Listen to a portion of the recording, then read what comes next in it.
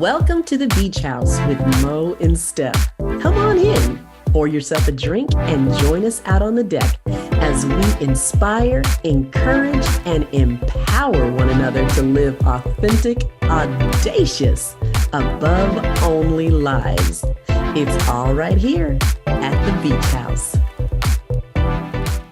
Welcome to the Beach House with Mo and Steph. Hey. How you guys doing? Look at the fam. The fam is in the house today. We are on part 3 of Unshaken. I can't remember the rest of it. Oh, Lord. The GBS comeback. Yeah. Unshaken GBS wait, comeback. Y'all, wait, no. That's what she it is. named it. I did. She named it. That doesn't mean a dang thing. So yes. We're on part 3 of Unshaken, the GBS comeback. And we brought the fam in today to This is gonna take a while, y'all. They are camera ready for nothing. And you guys were worried about me. You see what I'm saying? We always know it's gonna be him. We brought the fam in. So we have Sydney here. That's Sydney. We Hi, have Sydney. We have Shelby. Hi, Nicholas. And you all know Noah. And hey, I'm Steph. Are you Steph? I'm Steph. What's happening, Steph? The cat is here somewhere. No. Yeah. No. So yeah. Oh my God. Anyway. It's right there. So yeah. Anyway, we left off. If you did not catch the other 2 episodes, Get on them. Catch that because we unloaded a lot of stuff on how we got to this point. And where we are now is pretty much they gave Noah the treatment for Guillain-Barré, and we are pretty much all we can do is recover now. And Yeah, are we at the 3rd hospital now? no, there's only 2. I just feel like are we at hospital 5? Well, okay, I guess technically we opted out of that. She's not wrong though, because the first one was the ER, and then there was Alliance, and then but that may be. It wasn't an actual hospital. That may be what she's. It's just the ER unit. Don't tell an an ER doctor that's not a real hospital. I mean, it wasn't an actual hospital. It was just a ER facility. It's not real. I'm supposed to. So, Oh, we're supposed to know that. So you know, we're supposed to know that. I just heard doctor. They don't keep people there. They ship them out. Shot in your butt. That's what. Shot in my butt. So, okay, yeah. Here's where I'm gonna start. So these 2, they just got married in November, and you know we have for better or for worse in the vows, and yeah, Shelby, you got the worst right off the bat. You had your father-in-law die. Yeah. You had your brother-in-law almost die. So It was. You're like, I'm out. It was diving first into like an impactful life experience that and I'm the newbie, so I'm like, I don't even know where my place is in this family quite yet. So it was. They're all falling to pieces. He's like, is this what I signed up for? We can laugh about it now, but I have a question. I know you were talking about where we last left off, but technically I want to backtrack just a smidget. Yeah. Just a smidget, because the last thing that we talked about where the last episode ended was after like those 3 nights in like the hospital whenever I wasn't able to sleep, and then I couldn't get any pain medication or anything. You're gonna say, I remember. Yep. And so you 2 were spending the night yeah, there with and then him. we got transferred and all that, but I kind of want to hear what that like those nights were like from your perspectives, since you guys were the ones there. Okay. Well, I was working 3rd shift at the time as security, so I was doing a midnight to 8. I think I took time off from work, and I either stayed the first or the second night, and I had no idea what was going on because we didn't know about it. I've never heard about it, and you weren't really hooked up to anything yet. I just thought, you'd be in and out within the first couple of days and then we'd just go home from there. And then to find out you were getting transferred somewhere else and had to be intubated. And I was like, what is going on? And What's so that going was on? kind of my mindset. Like I was just trying to process what was going on because, again, we had just lost our dad, Right. dealing with that. And then next thing I know, he's in the hospital and it was game time again. So we didn't really have time to kind of process what had happened. Yeah. Wow. Yeah. I Wow. remember my friend who was actually studying to become a physical therapist. I was telling her, she goes, well, what are his symptoms? And I was telling her, and I saw the look of worry. And later on, she tells me, I didn't want to tell you what I thought it was because honestly, it when you Googled it at the time, it was catastrophic. And so Oh. yeah, And that's what I did too. yeah, and she looking back on it and everything, she goes, I'm glad because she works now with patients who suffer from Guillain-Barré syndrome, and it's a very long road, it's a very long journey, just like Noah had to go through. And so during those nights, when he just kept getting worse and worse, I was, kind of questioning. I'm like, wow, we already experienced one death in the family, and I'll begin to praise like, Lord, we can't do two. I was like, I'm sorry, this is where we cut. I understand you are all powerful, but this is where we cut it off. It's not going to be two deaths in this family. Like, And another thing Right. too, since we had just gotten married, we were living with your grandma who was in and out of the hospital as well. Oh my goodness. Because she was up there and she was starting to show more and more deterioration and you know, losing it yeah, basically. she had undiagnosed dementia. Our whole family knew, but yeah, we were in and out of the hospital pretty much So without we were dealing period. with that, and then on top of that, my dad, and then on top of that, Noah. So like we started off running. Y'all got the worst. Yeah, Yeah. like we, Back we, straight we out the didn't gate. have the honeymoon phase. The honeymoon phase actually came about after COVID. Like, maybe we can go somewhere. No, Yeah. like, wow. Our pastor at the time, he said, you guys have pretty much gone through like 3 out of the 4 worst things that could happen in a marriage, like a death, a sickness. I forget what the third one is, but he was like, y'all are going through it all, like in the beginning. So he goes, well, y'all will be more strongly bonded than ever if you survive Right. all this. It's all up from here. Yeah. Wow. And What about you, then, Sydney? yeah. I don't really remember a whole lot of the first like couple of days. Like I Mhm. remember more when he got transferred Yeah. to the other facility Mhm. versus like when he was in the first hospital, because I think I was working a lot, so I was like coming there like in between shifts, and Mhm. not a lot was. It didn't seem like a lot was going on. He was like just in the room, and like it didn't seem that bad until they said they had to like transfer him. And then at that point, is that when everything started like boom, Yeah. boom, boom, hitting, Yeah. just Yeah, because shutting down. it was only like 2 or 3 days or something in that one hospital. So, and I was working during that time, so that part didn't. I don't really remember that part as well Mm-hmm. as like when after he got transferred. Now, how did the staff or the nursing doctors or whatever, how did they explain things to you guys? Because now we're jumping into like a whole new arena where you're dealing with something that's like non-existent pretty much. You're like, we've never seen it before. And you're like, well, how were they addressing you guys as a family with this? Like, how did they explain it?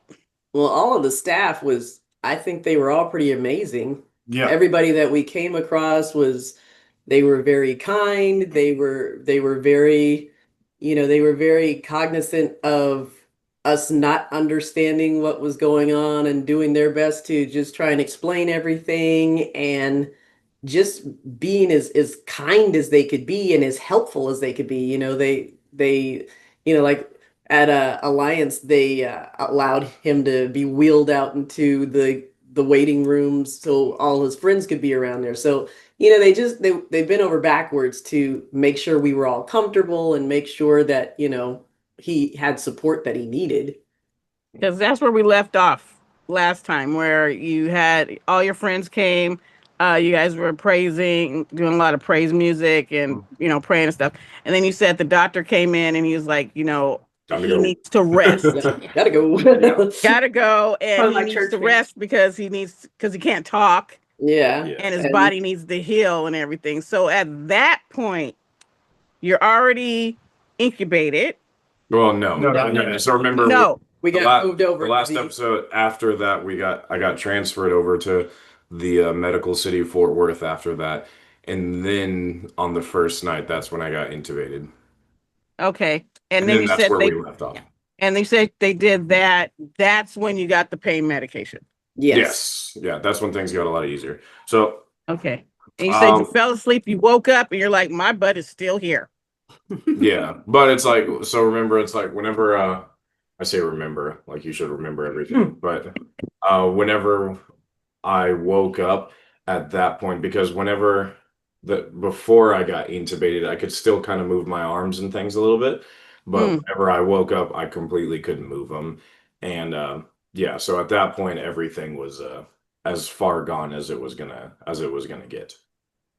Okay. Well, to an extent. So I kind of like there's a lot. I mean, again, that was only 3 days up in the fourth days where we last left off, but Yeah. But he was there there was for it was like just almost under 2 yeah, months. just under 2 months. So there was it was a long recovery after that.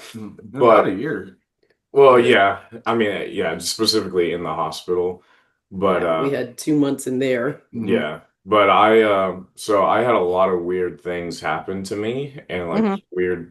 weird things kind of to lighten the mood. I was gonna like list some of them off and then just I want to know like what out of all of those things which ones were like the grossest or the weirdest for Oh. you to handle. Oh, Well, I know one of my gross. Oh, here, I'll go. throw it in there, Cindy. So obviously there was like the paralysis. I couldn't move my arms or legs.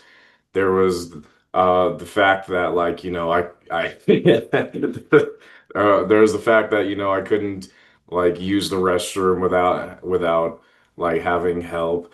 My all of my skin because I couldn't move, my skin got really flaky and like Oh, it was I just remember that. gross.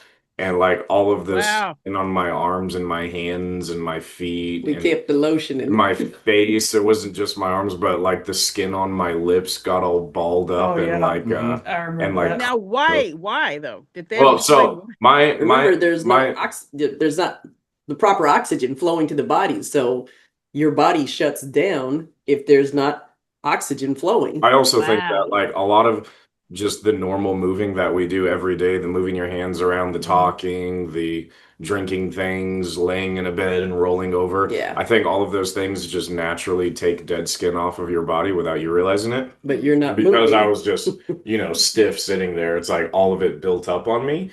And so Yeah. it's like they would have to bathe me every day and try and scrub some of it off. And then so there was all the dead skin. There was like clumps of earwax that would build up in my ears. There was like clumps of boogers Yeah, you and don't snot. Really? There was Wow. I told you already that like my vision went cross-eyed and blurred. Right? So I couldn't really But see you couldn't that. tell anybody. Yeah. Couldn't tell anybody. Have And- hype Oh, 'cause you couldn't talk. Yeah. a ton. Yeah, your lips were always having to be We had hydrated. we had to like have like Vaseline on hand so we could just like rub it over his lips. Yeah, so that was gross. My fingernails and toenails started falling off. Yep. Oh, I don't remember that part, but Yeah. What? Wait, what? Yeah. Like, he was in full shutdown mode. Yeah. Yeah. So you were like, your body was literally trying to die. Basically, it was like purging itself of any life, pretty much. But yeah, It's like, yeah, we my, don't need this.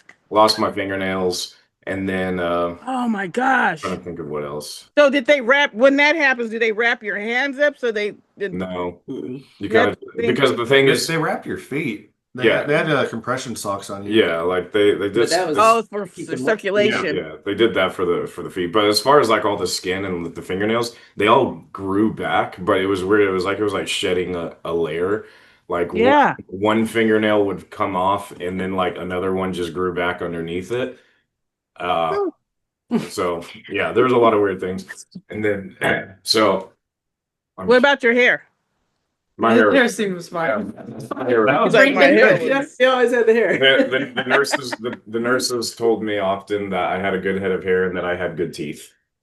And because whenever I could talk, I asked the nurse, gosh dang it, just step on my toe. But That was the cat. whenever I was able to eventually start talking again after doing all of the treatment and everything, I did ask the nurses like pretty frequently, like how do my teeth look? Because I tried to take really good care of my teeth, and I was afraid that I was going to get cavities because I couldn't brush the way that I usually do. Yeah, but there was no food going in So yeah, but so that didn't Hey, through your stomach, so that's a good question, though. it didn't mess up your teeth. So what are some What are some more I'll gross go. things? I'll go Sydney's first. got- Go- Sydney's got I said stories. Go for it, Sydney. Noah had a lot of visitors during the time that he was at the Medical City Fort Worth location. Mhm. And so while I was there, because I had to work a lot, but the times that I was there, I'd have to stand by his bed with the suction thing because he'd just be drooling. Yep. And then Oh, no. I'd have to suction it off. I'm like, oh, shoot, let me suction it Like, off. you gotta stay then- looking cool. You gotta stay looking cool. And then I had to get the tissue so he could blow his nose in it. And I'm like, just trying to get all the boogers out. It was so gross. But You did more than me. I did. But yeah, I didn't want Noah to look stupid. So Like, he's gotta stay cool. I had to He suction it looks- because he just Sydney was on suction. he'd just be sitting there and it'd just be going down his. I'm like, oh God. And Do you remember that? Oh, I remember. Yeah. Yeah, so Yeah. it's funny because remember I was there mentally the whole time, just not physically. And like I would just be laying there, and I couldn't close my mouth because I had a tube in my mouth, and so I would just be laying there, and I would just Be rolled. feel it just falling down my face. And I'm like, "Ugh." Here we go again. I can't even vomit because I have this tube in my throat. And it's like, Oh. not gonna lie, I there were some times that like I don't know if I've ever told anybody this, but there were some times that I kind of just let it happen on purpose because it's like I could move my head and try and stop it from falling out, but like sometimes I was just tired and I'm like, screw it, and so I would just let my head flop and then like just feel it dripping down my pillow and waiting, like staring at them. Waiting Yeah, for he them. exercised. He's like, It was the stairs. I had to play like little fun games for And you did. myself while I was in there. Oh, you did. One time, Noah, this was I think after he had it, like he got the trach put in. The little tube, I guess, kept popping out, and while I was in the room with him, Oh, no. it popped off. But I guess he was fine for like a couple of minutes, anyways, and he was like, Stop it. It's like, Stop. I'm like, oh my God. And so I'm like, I put the thing back on and I like ran out to get a nurse. And when I came back, he was like, and I'm like, oh. There was one time he was laying there just going, and I was like, what? He goes, No, you didn't. No. Well, I mean, I couldn't watch. I told them, it's like none of you knew that I couldn't really see anything until I could talk again. And so I told them, I'm like, Nicholas would come up all the time and like try and show me trailers or like cool videos on his phone, and I couldn't see any of them. And like I'd just be listening to him talk about them, like nodding my head, like, yeah, sounds cool. But it's like I couldn't watch TV for the longest. I couldn't, they had. You gotta amuse yourself. They had an iPad like that they brought in the room all the time that would play like worship music or sermons and things like that, which I appreciated.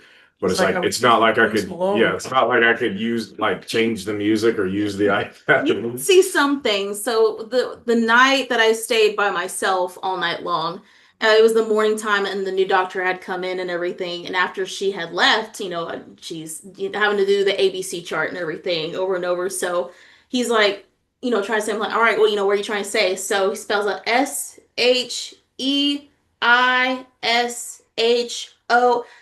I was like, Noah. I was like, yes, she's hot. Like, I get it. I'm like trying to follow. Okay, that's one thing that we had to go over because after being there for, a little while, he couldn't talk.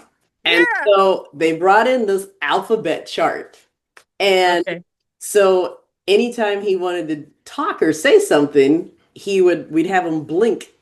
We'd go through the alphabet That or click my tongue. and then Yeah. blink or click the tongue, and we had to literally spell out Yeah. everything. And you know, We got it down pretty we good did though. because we got to the point to where we were like, okay, it's about A-E-I or U, and you know, we sped it Yeah. up. We were like line 1, line 2, line 3, or line 3. All right. Right. So we were able Oh, to carry man. on. We were able to carry on full conversations by using this alphabet chart. Yeah, and there were certain things that like once we figured it out, like the having that chart really helped because, for Oh, it example, did. I like I told you the last episode, getting cleaned and getting the sheets changed were like the most painful thing for me while I was in there. What Sydney was talking about, like whenever the tube would like pop off, yeah, technically I couldn't breathe, but it's like, I mean, you could hold your breath for a while. I would kind of just sit there and try not to like, Panic. like kind of like pretend like I was just underwater and just like try and sit and relax until somebody put the tube back on. But like things like that weren't that scary to me. But it But what if was, it happened when they weren't even there? I mean, it would make It sense. made Somebody alarm. else Yeah, say Yeah. that. it made sounds go. So even if because it happened plenty of times, like, Mm. and I would just do the same thing every time, like if it because it would happen while I was getting bathed too, that they would turn me and then it would pop off, and they'd be so busy, wiping me down that I'm just laying there. I'm like, my tube dropped. Can't breathe. Oh my And gosh. then they'd be just be like, whoop, then like plug it back in. But like things like that weren't scary to me because it would happen multiple times a day, every day. Mhm. But like getting bathed and getting my bedding changed because they had to change the bedding every day, and obviously I would have to like they would have to bathe me every day, or if I would use the bathroom, I'd have to get bathed and the sheets changed again and all of that, and it was just super super painful. And so one day I got the idea to spell out with Nicholas like to that before they bathe me to give me my dose of morphine. Mhm. and Oh. and like once I had Nicholas write it out and we stuck it to the wall right above my head, like from that point on when they would come in, they were like or I don't know exactly what it said, if it was like pain meds or morphine before Something pain, like that. Yeah. something simple, straight to the point. And they're like, "Oh, okay." And then they're like, "You want your morphine now?" And then I'll be like, whatever. I do my little jig, but Mhm. and so things like that really helped. Oh wow. One of the things Wow. that had everybody going was the clicking. Yeah. Let us talk about the clicking. I've got one for you. So it was my turn to stay the night, and I'm Uh-huh. sleeping on the couch, which I can't even fit on. But I'm It was sleeping. basically a chair. Yeah. So A I'm sleeping. reclining chair. I'm sleeping on the couch. It was my turn, so I went up there.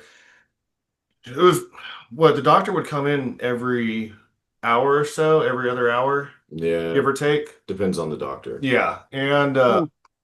we had this little Asian doctor, Oh yeah, she was a nightmare. and Ah. I'm passed out on the couch, or at least trying to, Mhm. and I'm laying down about to fall asleep, and all of a sudden I hear, I was like, dude, I'm almost there, I'm almost asleep. I was like, it's okay, he'll stop eventually. And next thing I know, I'm getting tapped on the shoulder, and the little Asian doctor, he's trying to get a hold of you. I'm like, okay. So I get up, we get the alphabet out. He spells out, I'm bored. I'm like, dude. Stop! It's 5 a.m. Right. It was little things Oh. like that. I mean, looking back at it now, it's kind of funny, but at the time, I'm like, Right. what's up? You're like, I Well, don't have yeah. any energies, man. Oh my gosh. Wow. My Wow. my Wow. my little pranks and my sense of humor were the only things that kept me sane in there. Yeah. And it's like, I think you had it. yeah, You really had to though, Yeah. because There's you go crazy. so much going on. whenever like I had different types of doctors that would come in that specialize in different things. Mhm. And one of them, probably one of my favorite groups, because Medical City is a learning hospital, and so they have a lot of new doctors come in and like learn how to deal with patients and things like that on the fly. And so one of my favorite groups uh, were their title were OMM doctors. I can't remember exactly what it stood for, but they were basically like really like high level uh, massage therapists, basically. And so they would come in and they would, you know, massage my different muscles. And they had one dude who was like Professor Xavier. He was this bald guy, and he would stand behind me like with his hands on my head and like put his hands on my head, and based off of the nerves that he felt in my head, he would guide the other doctors. And so like there would be people like working on my feet or working on my legs or working on my hands or arms. And then Yeah. he would be like holding on, like I'm sure he probably like rolled his eyes backwards at some point, but he would be like holding onto my head, like touching my temple and my eyebrows and things like that. And then he's like, move your hands slightly to the left. Ah, there it is. And things like that. And That's awesome. yeah, it was cool. So I didn't know that. yeah. They'd come in. You're like, come over to my house. That's They tight. they would come in, I think, like a couple times a week, but they were really cool. There was like 4 or 5 of them that would come in at it Yeah. because they were all, you know, the younger doctors like learning. But I would talk the most with them, and then like, you know, even when this was even before like I could talk, they told me, they're like, you know, for somebody who can't speak, you're pretty funny. It's like they're like kept a lot of your they're like you communicate a lot, you like with your eyes and your facial expressions. They're like, even though you can't say anything. And Yeah. so yeah, Now I know part of that illness, you said, well, you actually haven't said anything about that, but your facial muscles, so there's stuff that you still have to get back, and there's still to this day there's stuff you still in your face you have to get, or your yeah. something. Yeah. I just remember you talking about that along when I came to visit. Yeah, because I lost, you know, like I lost the movement in my face also. And so I still can't smile fully. I still don't have full control over my eyebrows. And like I still can't like pucker my lips completely, things like that. But So is that eventually, do they think that, well, I guess since they don't know much about it, but do they think that that's going to come back, or? I have come to terms with probably not, since it's been almost a decade. Oh, yeah. Okay. Yeah, my friend who's now a physical therapist, and graduated and everything, she said sometimes it just those nerves are just shot, they're cut off, and they won't know how to connect back together anymore. So when I was Oh, telling wow. her, because everyone gives them a hard time whenever we take pictures. I remember whenever they're like, "Smile, Noah," and I'm like, He's like, I'm trying. I am. They still to this day say that. People when they take a picture, they're like, "Where's your teeth, Noah?" And I'm like, yeah. "What?" In my mouth. Oh. Okay. So we kind of talked about like funny things that you guys remember. What was like, if you can think of what was the most angry or like frustrated moment that each of you had with me, or just a moment that you just got like, not, I'm not talking about like, this is such a like an annoying situation, but like you were like genuinely like mad at me for something I did. Because I know there was a lot of times that like I was like, I was hopped up on drugs the whole time. I got really really emotional out of nowhere, and I would get frustrated really fast if people didn't know exactly what I wanted from them. Like even though I clicked as clacky as I could. Yeah, Noah, one time I had driven like all the way to the hospital from work or at least, yeah, after work. And I was tired and everything because back when he was in the hospital, I was still pushing carts and everything, and it was during summer. Oh, you was gonna work out. I was getting zapped from work and then having to go over to the hospital afterwards. And Noah had like a nurse come in because I guess I wasn't doing something right. And so he had her spell out for me that he was upset with how I was doing things. And that made me really angry because I was like, I do. I'm like, no, I'm trying my best here. And then he's making the nurse yell at me. And I was like, I can't. So I like stormed out of the I room. remember that. And I remember I sat in the cafeteria for like an hour and I was just angry. And then I went back upstairs. Like, this is all through picking letters? Yes. Yes. Yeah, he made the nurse yell at me.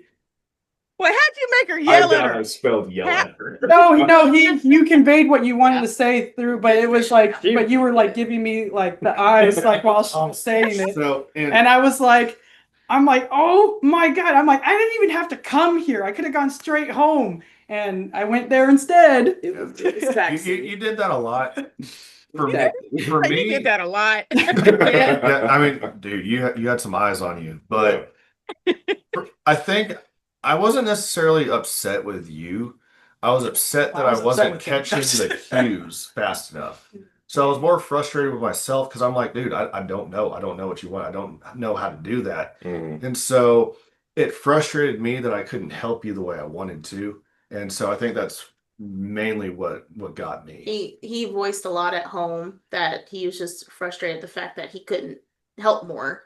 And so I don't have really a moment or anything, mostly because I was just running the back end of like, I get it. This is a situation that just sucks. And you know, somebody's gotta stay positive. Someone's gotta keep saying the positive things, and we can complain later. Yeah. Yeah. I know with me, it wasn't anything that I got angry with, but I know I got really frustrated and hurt one day because I I remember remember. Amy came Yeah, in. you're gonna And- bring up that one. You know, you were just saying you never stay with me. You always leave. And I'm like, Noah, we've been here so long. Yeah. But the thing about it was There's no is gauge of that time, huh? the thing about it was is that I was there, and with my vision, the fluorescent lights, they were giving me migraines. Hospital lights are the worst. Oh. And Really are. it's like just being there hour after hour, I had migraines.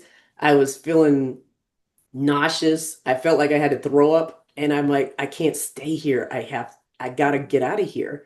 And so I just started going home. I'm like, nothing is happening here. This is just where we're at. This is the place that we're in. I can't stay here, for hours and hours on end because I just felt horrible. And then and then in front of one of our friends, he's like, "You never stay with me. You always leave me." And I'm like, "Oh my gosh, Yeah. I I don't remember know, you calling me. I don't know what to do." I remember you calling. That's when you were starting to have blood pressure problems, Yep. issues, and stuff. And you never had those kind of issues Mm-mm. at all. And you're like, and you were having two. You're saying the pressure in your eyes were Yep. up Yep. a lot. It's like my eyeball was throbbing, my head was throbbing. I felt like I was gonna throw up all the time because it was just too much being under those lights. Yeah. And I couldn't explain that to you. Yeah. And I'm like, I want to be here, but I can't be here. And there were some times where I would get off because I was usually midnight to 8, and I would show up right after work, and I would go almost 48 hours without sleep sometimes. Wow. Wow. And I remember with Steph, she did a thing. She was saying, she said, the thing that's so hard for me right now is that, and it was before you had the word chart, Mhm. that I can't read his lips. That's when Yeah. he could speak. And you're like, I can't see what he's saying. I can't read his lips or whatever. Well, And I but remember you that could, was, you could. yeah, that was dramatic. Yeah. That was, Well, it that's seemed when like, she was like, everybody else knew what you wanted. Well, that's what, And because they're looking at your eyes, they're looking they at can look at your, facial that was expressions. and she point can't that see all that. I was going to bring up. So one of the things that was really frustrating for me was like it was more there were certain things that like just made me more comfortable that I would get annoyed if they weren't if people didn't know what they were, but the things that I think made me like the most upset were things that were embarrassing to me because again, remember, I'm completely coherent like mentally. Yeah. Not there. It's just physically I'm not. And after like there are just certain things that like when I was in there, I'm like, I'm not gonna lie and say that like all of my nurses were like ugly. I had like young, attractive nurses, Right. and I'm like, I'm sick and tired of these girls, like these attractive girls coming in my room and having to clean crap off of me. And I'm like, Yeah. it's just demeaning. And like it would be frustrating because there were times where everybody would be able to guess almost instantly what I needed. And then like I would be trying to signal to somebody, grab the bedpan, I need to use the bathroom, I need to use the bathroom. And they're like, fan? I mean, we were guessing as fast as we pillow, could turn, because we didn't want to have to spell it out every time. yeah. And Yeah. But sometimes it would. I mean, even though we were getting proficient with it, It's still we a lot. couldn't. Yeah. We couldn't just spell it out sometimes. So we were just like we were trying to get like the first couple of letters and then just guessing at that Yeah. point. And like I would get so You go. Callie. You go. I would get so annoyed because there were times where I would just be laying there just wishing, like, and not just with you guys, but when a nurse would come in and I'm like, just grab the freaking piece of paper, and I'm like, just grab the paper so that I could spell out what I need because I'm like, I need it quick. Mhm. And then like they would, oh my God, like yeah, like there were times that I would be laying there and I'm trying to signal or tell somebody, I'm like, I have to use the bathroom, I have to use the bathroom, and I'm like, I don't want to sit here and like crap my bed again for like the third time in a row. I'm like, I have to use the bathroom. And then they would just guess everything wrong, and then they would leave the room because they couldn't guess what Like, well, I don't know. And you would, for the nurses, you would think that would be the first. Yeah, but I mean, they were There's busy. just so many. I'm sure I was frustrating to them too. But Yeah. it's like after a few tries of them just saying the wrong thing over and over again, they would just like sometimes, not every time, especially if it was a long day, they would be like, okay, well, I'm gonna come back, and then I have to go take care of somebody else, and then we'll try and figure out what you need. And by that point, I've already, crapped myself, and I'm just Yeah. there, like, thinking to myself, I'm like, please, You were right here, and I was trying to tell you. please, Lord, just send in like a dude or something or somebody that could like I won't be embarrassed to like have help me. And then of course, most of the time it wasn't. It was somebody that like I'm like, why would they send them? But Yeah.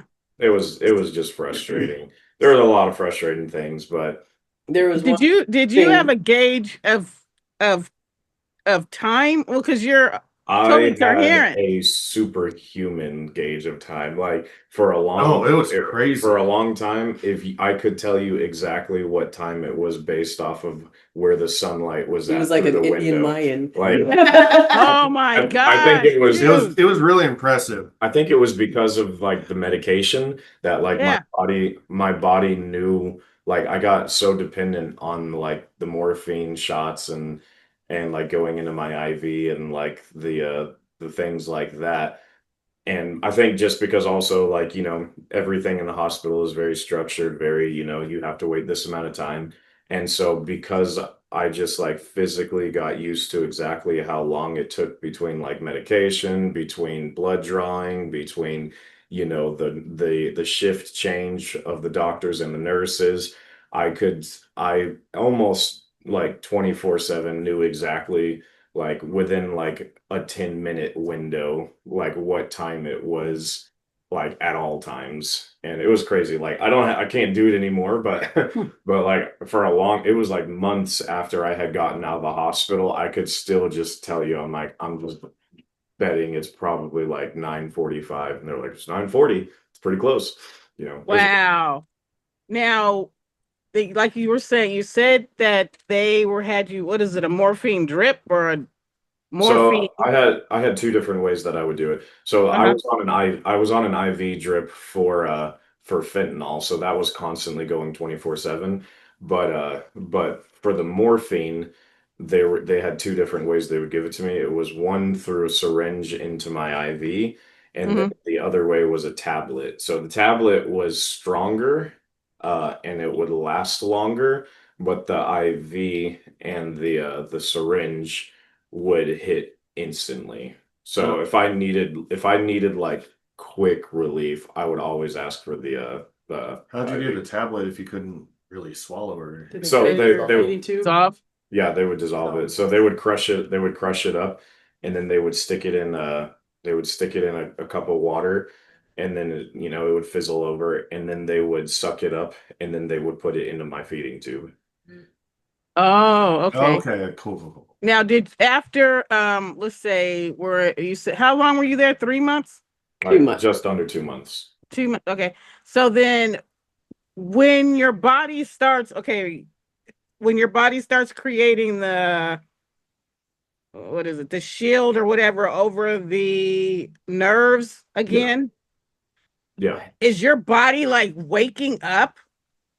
Are Yeah. you feeling more pain or Not necessarily more pain, but my pain was decreasing. So my pain was decreasing, and I was able to do more and more. Like every day we would have physical therapy, and then even Uh-huh. if physical therapy wasn't there, they would be stretching out my fingers so that I didn't get like my hands locked up, or helping move my toes. And then like I think there were times where, like, if I remember correctly, there were times that they would like mess with my feet also at some point. Like, Yeah. There was a lot of They were always I'm talking about I'm talking about you guys. Like I feel like I have a memory of at least one of you like tickling my feet or whatever. I don't I don't think it was me because I don't think it was me I either. feel like- because I know I not. nobody's taking you ownership? did not like your feet being touched, and I remember I accidentally brushed one Yeah, of your if you just one of your brushed toes, anything, you were like, and you went into shock almost. Yeah. So I tried my best not to mess because with that your was the feet. painful thing. Yeah. Pretty much when I was helping you, it was with your hands and your arms, Yeah. and having to move your arms and I stretch would your move fingers your out and legs, stuff. but But I you know, I did my touching- absolute best touching your body. because that was a hard spot for you. and there was also one time that stuck out for me that was, I guess, pretty deep, and that was that night that you were laying there and started having issues with oxygen, and you were just lying there watching it go down.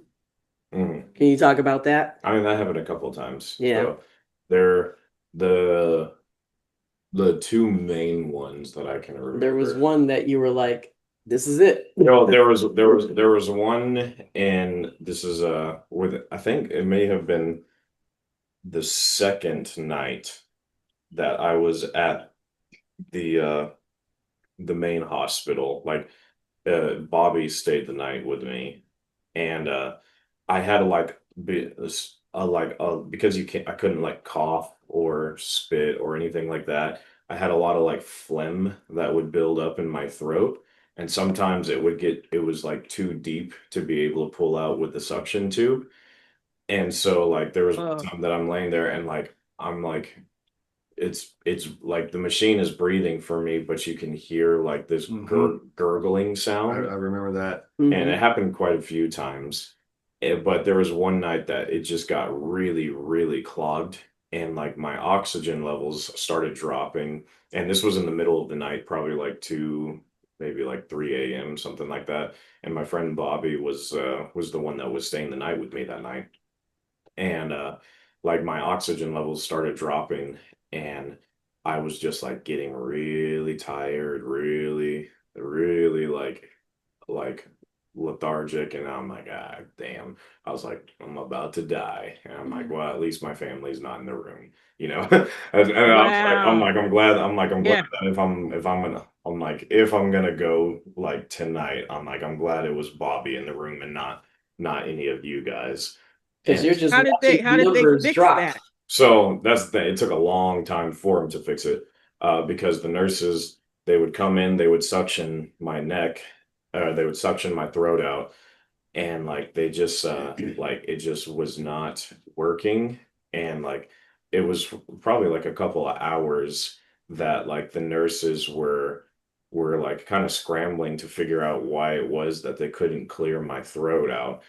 And then they ended up calling, they like called my doctors on the phone, and or at least tried to call, but because it was so late at night, it wasn't working.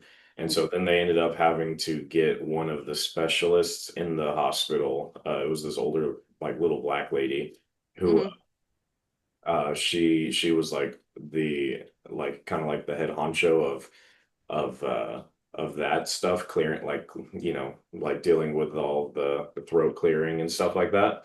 Yeah. So she eventually ended up coming in the room and working her magic and doing something. She had to calm me down majorly because I was freaking out because my oxygen was dropping and my heart rate was through the roof.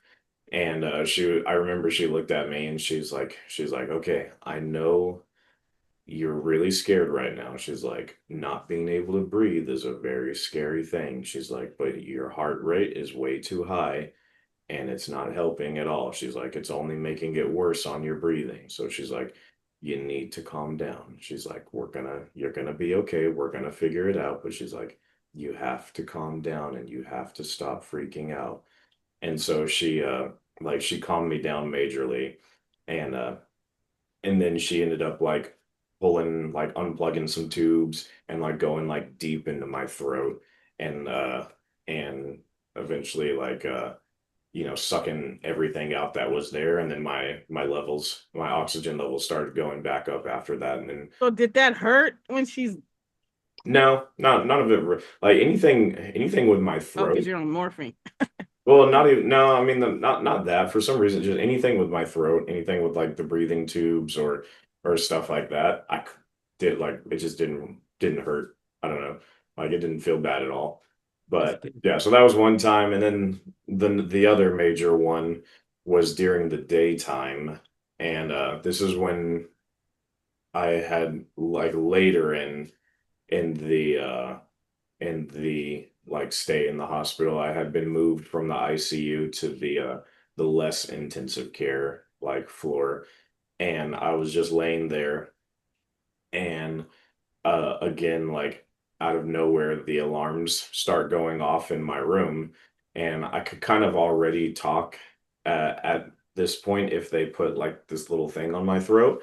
Hmm. But like my breathing started, like my oxygen levels start dropping again. But at this point, it had happened so many times in smaller capacities that I was already like used to whenever I saw my oxygen dropping to just, kind of like trying to like slow my heart rate down and calm down because I knew I'm like, okay, I'm about to have to hold my breath for a long time again if I don't want to pass out.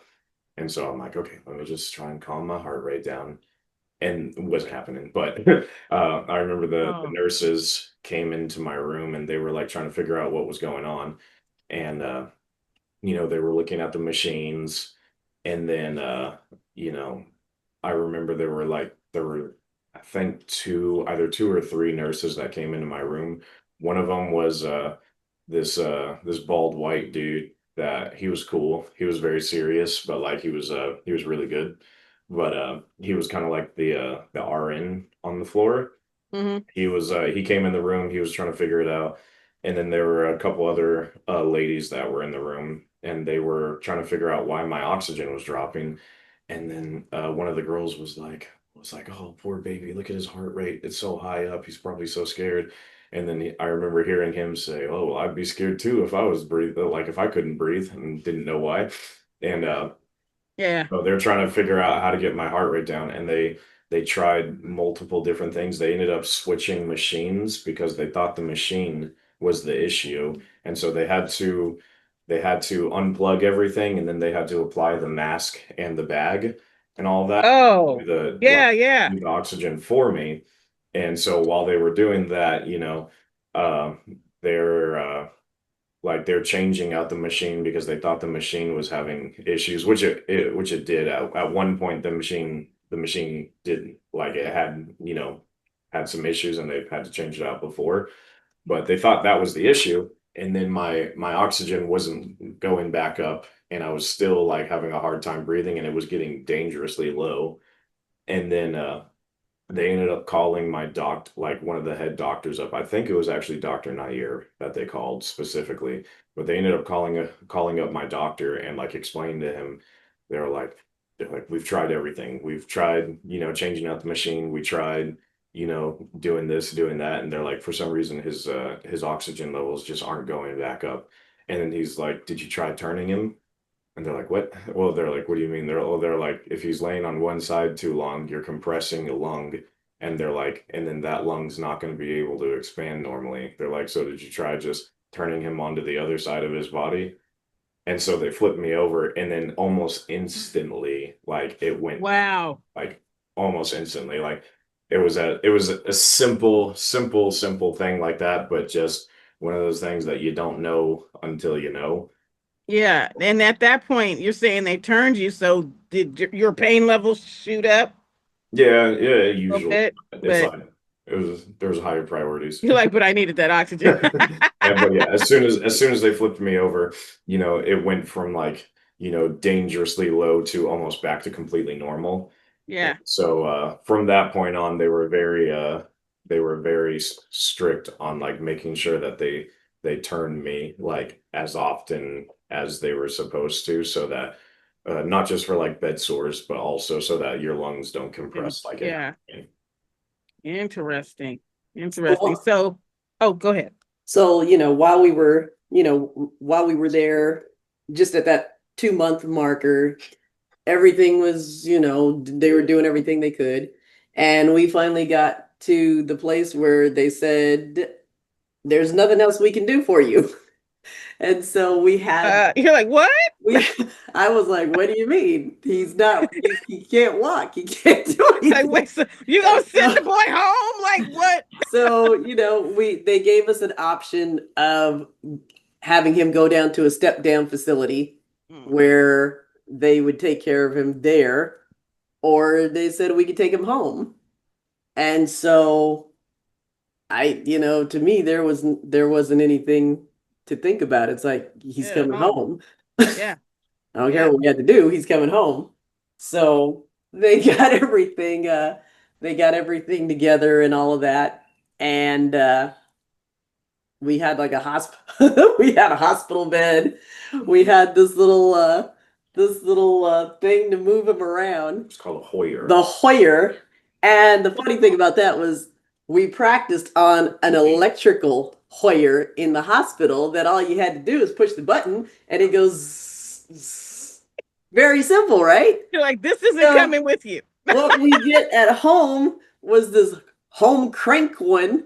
Oh, stop it. Yeah. So Sydney and I decided before he gets home, Well, you guys put me. we got to practice, right? Yeah, so you put me in it to make sure it wouldn't collapse. We put Nicholas in there, and we're cranking it, and we're trying to turn it, and we drop him. Dang, Nick was like, this isn't gonna work. And then Nicholas didn't want to participate anymore. Like, Nicholas, we got to get this down. He said, "Oh, he gets I here." said, I don't want to do this. And I was like, well, I gotta I gotta practice. Did it again. And I'm about 240 pounds. So you want to do it. and it's not like it was low to the ground. It was pretty high up. Yeah, you got about a pretty high. You got about a 3-foot fall.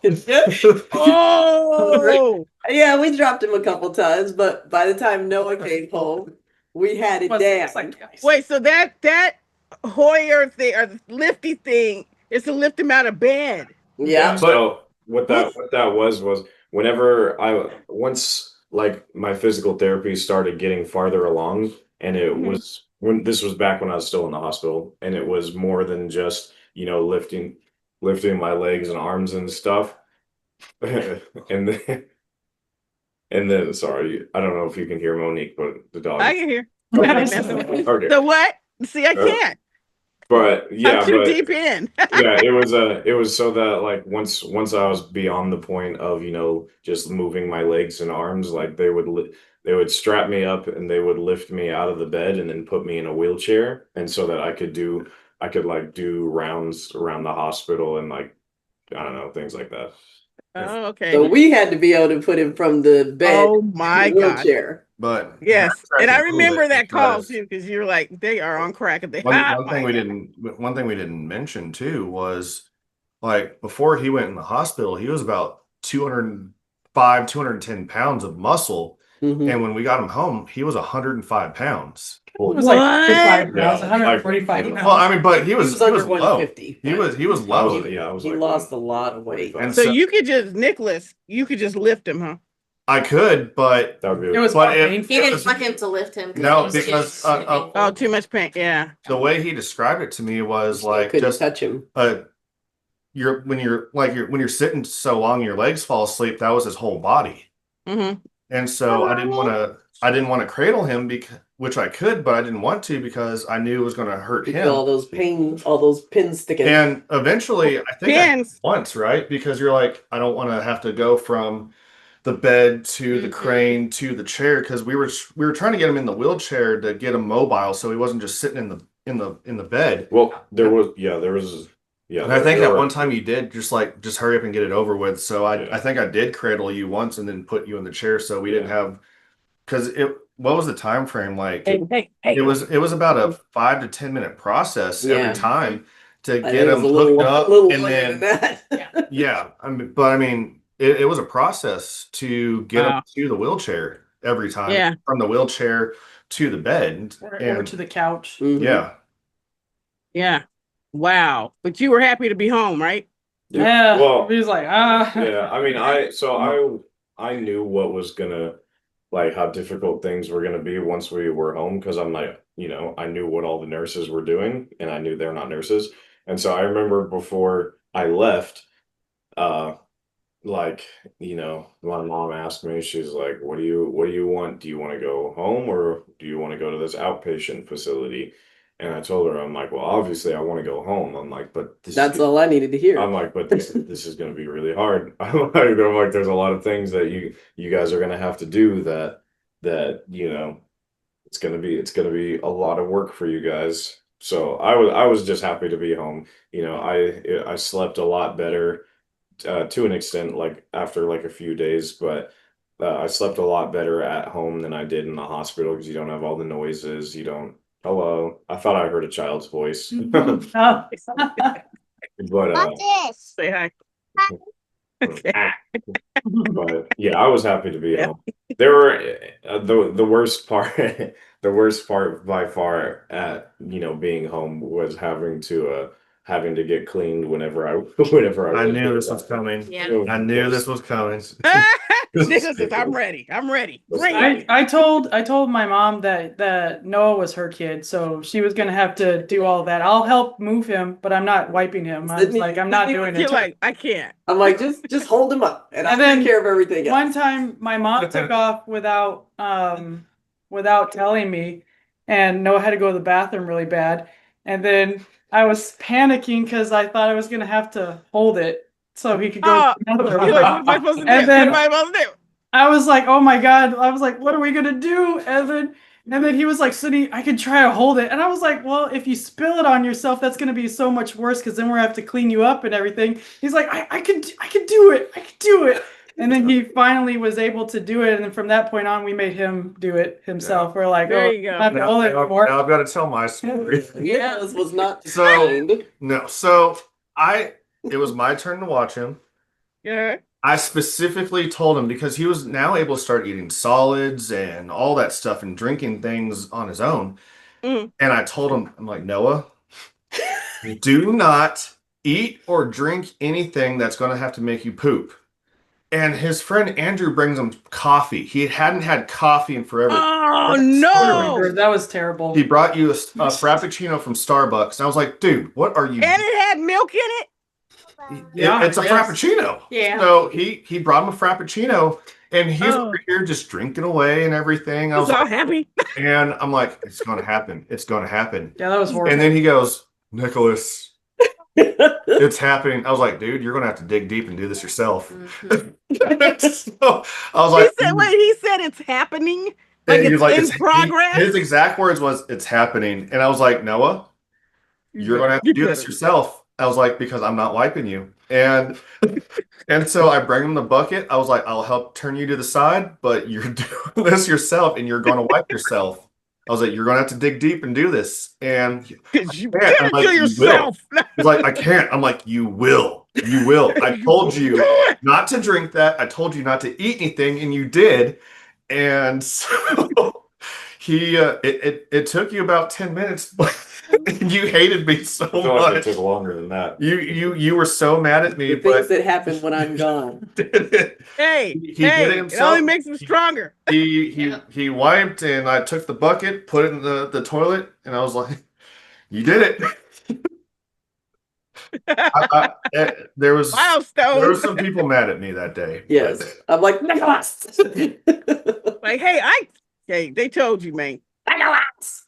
I know another thing that we had to deal with immediately, pretty much coming home, was that they sent him home from the hospital, and The he had withdrawals. been used to having all those the fentanyl, heavy the medications. morphine, and so the withdrawals. That was he scary. was Yeah, what was that like? vomiting everywhere, Yep. and I'm like, We actually had to bring him back. we got to bring him back. Yeah. And they're like, do you know what's happening and everything? I said, I don't know. I said, I'm not a medical professional doctor, but I think he's going through withdrawals. And he looked at him and everything and looked at his chart and he said, you're right, Mom. And the reason why I came up with this That was makes sense. from the Little House on the Prairie episode Yes. with Albert. Yes. And Yep. I remembered, I'm like, wow, Noah's going through withdrawals right now. And I'd stake my life on it. And I took him back to the emergency room, and that's exactly what was going on. And they're like, they didn't give you anything to wean you down. No. And I said, Wow. no, Yeah. they just, well, you're goodbye. And Wow. he's been on fentanyl all this time. He's been on morphine all this time, and they just sent him home.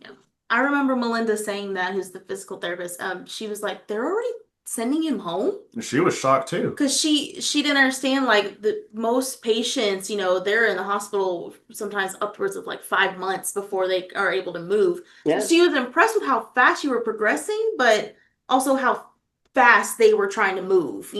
Yeah. Mhm. And they Interesting. thought there was nothing else that they could do, so there was no reason for him to be there. Yeah, you're like, but it's a hospital. And I'm thinking, What I'm thinking he can't move. you're like, He can barely swallow. He can't move. Mhm. How are you sending him home?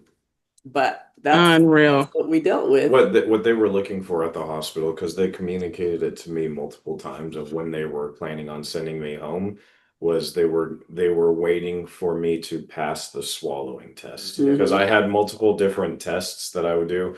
I had certain tests for my breathing, like they had little low. yeah, they had things that I would have to blow on or suck as Oh, the little balls. The little Yep. yeah, I had to do those. I had to do and then like But he had the to one be able that to swallow. the one that they were waiting for was they would take me back into the x-ray room, and they would take this, like they would give me like this special liquid, and they would put like certain things in it so that it would show up on the x-ray, and then I would have to swallow it in front of the x-ray for them to make sure it went down the correct tube. And I ended up failing that multiple times, and then it was like either the day of or the day after that I passed it, that they were like, okay, they're like, now they're like, it's time for you to head home.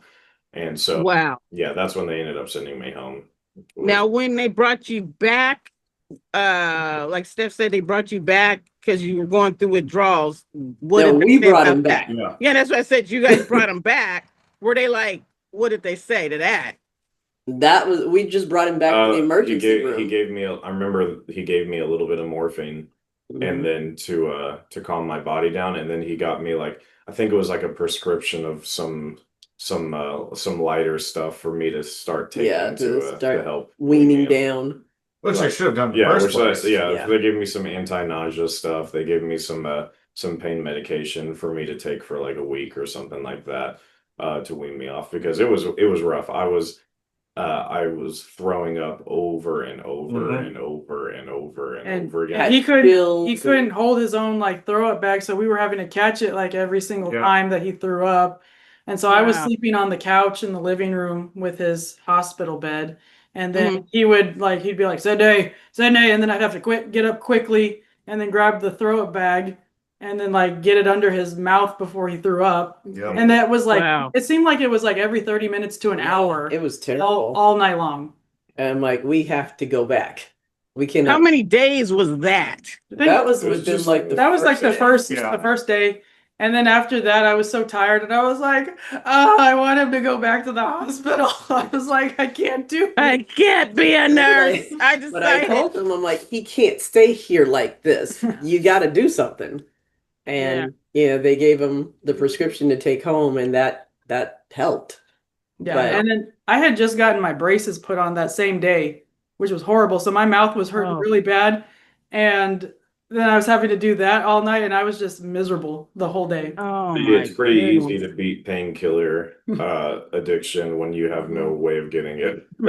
Yeah. But I remember you saying that to us. You're like, I did not want to get addicted to drugs, and you were adamant about just kind of toughing Yeah, it. you're like, I did not get in to Like, go through all this you to go your be whole life. jacked up. Yeah. Yeah, to take Go your give my whole life life. not taking drugs, and now you're addicted because of this. Fentanyl. Yeah. Yeah. That's crazy. So how long did it take to get to a normal point where you didn't need such hard medication and that you felt that you were weaned off? I feel How like it was long only did like that a take? couple of weeks Yeah. before It wasn't long. yeah, You maybe were like a pretty week good or about it. two before I like cut myself off cold turkey.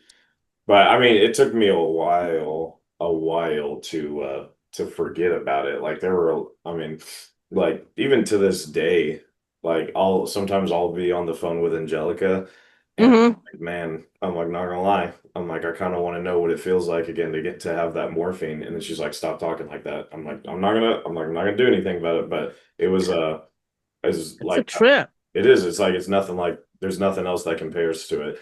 And specifically the morphine. I don't know what the heck fentanyl felt like because it was just there to keep me from dying, and having a heart attack.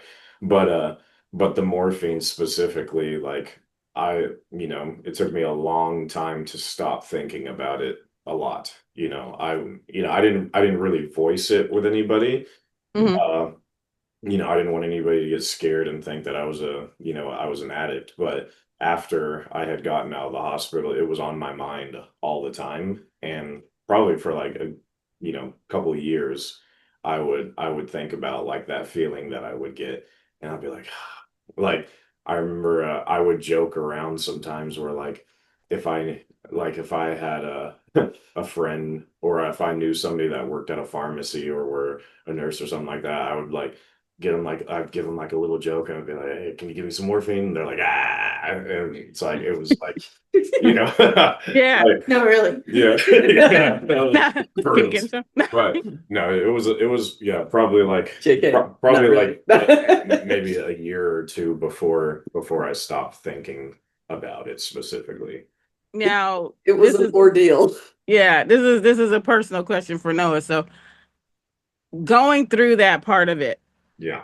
what was your, I don't know if you develop a routine or like what was your prayer life like? Like, because you have to depend and trust on the Lord in a whole nother arena as far as like, I mean, first, the sickness and all that, but now we're talking about like addiction kind of stuff. How do you what are some of the things that you did to keep the Lord in the middle of that, where you're just like, I know you said you could take care of all things. It was honestly it wasn't really that hard for me. It's like I'm very grateful that because I've grown up in church, that's never really been something that's hard for me. Like Mm-hmm. kind of I mean for I couldn't talk for over a month, to anybody when I was in there. And so like the Lord was the only person that I could talk to. And so Mm-hmm. it's like that was what was keeping me mentally sane is I would just have these conversations in my head and like, I've talked back and forth with the Lord, talking about how annoying everything is, talking about how you know, like if I'd be, I don't know, just thinking about life. There were quite a few times where I would just be laying there. I can't remember exactly what day it was or what happened, but I remember there was a specific point that something was going on. I think it was another one of the situations where like my oxygen levels were dropping and but this one was nobody was at the hospital because as I started getting better, like in the beginning, there was somebody there almost Every day. like Pretty every much. day and pretty much Mm-hmm. someone there the whole time. As soon as one person would leave, somebody else would be there. But once I Mm-hmm. started getting better, the gaps of people being there started getting bigger and bigger. And then there were just some days where like I was just by myself pretty much the whole day. And so there was one day that I was alone, nobody else was there. And I had one of those situations where my oxygen started dropping again. And I'm like, ah, here we go. And I'm just laying there. And I remember, I remember just talking to the Lord. I'm like, if I asked God, I'm like, if I'm gonna die, I'm like, can we just get it over with? I'm like, Yeah. I'm just sick of doing this like day after day. I'm like, how long am I gonna be in here? I'm like, I didn't want to die because the whole thing that was on my mind the whole time, and I had this conversation with the Lord multiple times. I was like, if I die, I'm like, it's gonna crush all of them. I'm like, I know I'll be cool, I'll be fine.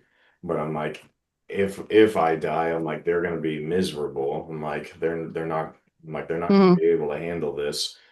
And I remember just laying there by myself and with the nurses in the room and like again, my oxygen levels were low and I'm just rolling my eyes in the back of my head because I'm just annoyed and I'm like, Lord, I'm like, if I'm gonna die, can we just get it over with? I'm like, I'm really sick of doing this. I'm like, I'm exhausted.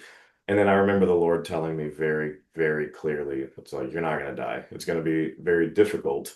And there's gonna be some hard stuff ahead of you, but you're not gonna die. You're gonna be okay. And I'm like, okay. I'm like, well, you tell me I'm not gonna die, so I'll hold on to that. Yeah. And Now, so did you ever get at when you after you got home and everything like that?